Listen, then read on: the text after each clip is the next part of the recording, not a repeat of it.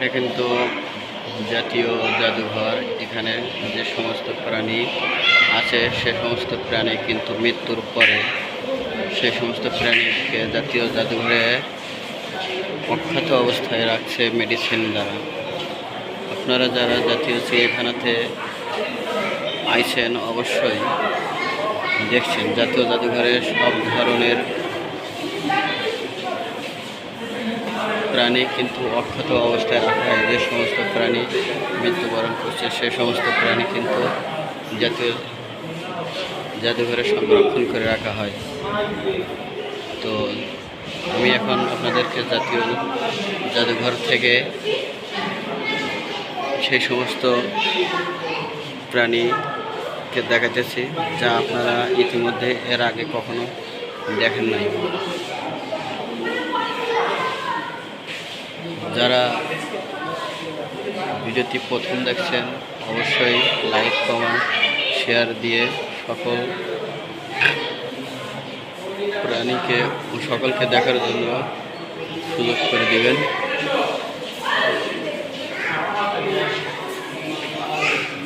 এখানে কিন্তু হাজার ধরনের প্রাণী আছে যা কিন্তু সচরাচর কোনো মানুষ দেখতে পারে না। এখানে মিলিত রয়্যাল বেঙ্গল টাইগার জাতীয় জাদুঘরে সংরক্ষণ করে রাখা হয়েছে। এখানে আছে অনেক ধরনের হরিণের মাথা জাতীয় জাদুঘরে কিন্তু সংরক্ষণ করে রাখা হয়েছে। যারা কখনো জাতীয় জাদুঘর আসেন নাই, এই যে এখানে মিলিত জিরাফকেও কিন্তু সংরক্ষণ করে রাখা হয়েছে।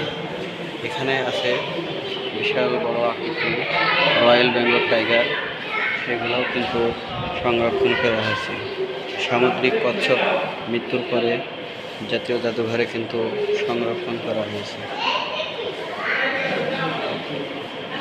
এখানে আছে গাঢ় সাপ, সবুজ গোড়া সাপ, জলহস্তি, চামড়া, কুমিরের বাচ্চা সহ বিভিন্ন ধরনের প্রাণী এখানে সংরক্ষণ আছে।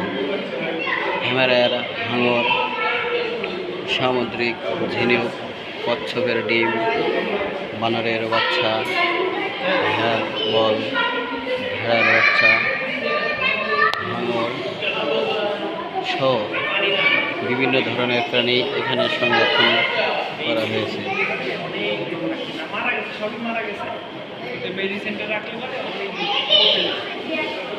এখানে মেডিসিনের মাধ্যমে সব ধরনের সামুদ্রিক পশু মাছ এখানে কিন্তু সংরক্ষণ করা হয়েছে। ইলিশ মাছ, তারা মাছ, রূপসাদা মাছ, ভাঙর মাছ সহ সাপিবনি, গরুর বাছুর সহ বিভিন্ন ধরনের সাপিবনি, গরুর বাছুর মৃত্যুবরণের পরে কিন্তু সংরক্ষণ করে রাখা হয়েছে। কঙ্কর মাছ আছে, উল্লুকের বাচ্চা আছে, তারপরে হাঙর আছে, রাজা কামড় আছে, শর্মা মাছ সহ বিভিন্ন ধরনের ময়না পাখি, উল্লুকের বাচ্চা, সামুদ্রিক চিংড়ি, কমন হেলান টাইগারের বাচ্চা, রয়্যাল বেঙ্গল, সোনালি সাপ, রাজা কাঁকড়া, শ্যাম্পুপঞ্জির বাচ্চা, সিংহের বাচ্চা, বানরের বাচ্চা, কুকুর, জিহিপ মাছ,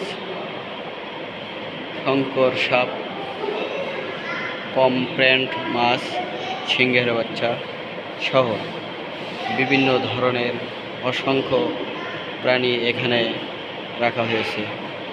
সাথে আসে অঙ্কার, চেলা, সামুদ্রিক সেপ্টিপোনা মাছ, সিংহের বাচ্চা, চিতাবাঘের বাচ্চা, সামুদ্রিক হরিণের বাচ্চা ছাড়া গলদা চিংড়ি আছে, সাময়িক হরিণের বাচ্চা, দাঁড় সাপ,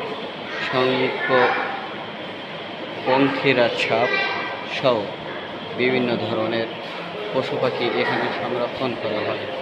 সবশেষে আপনাদের দেখা যাচ্ছে মণিরাজ সাপ, দাঁড় সাপ সহ গঞ্জকটিন ডলফিন এখানে সংরক্ষণ আছে।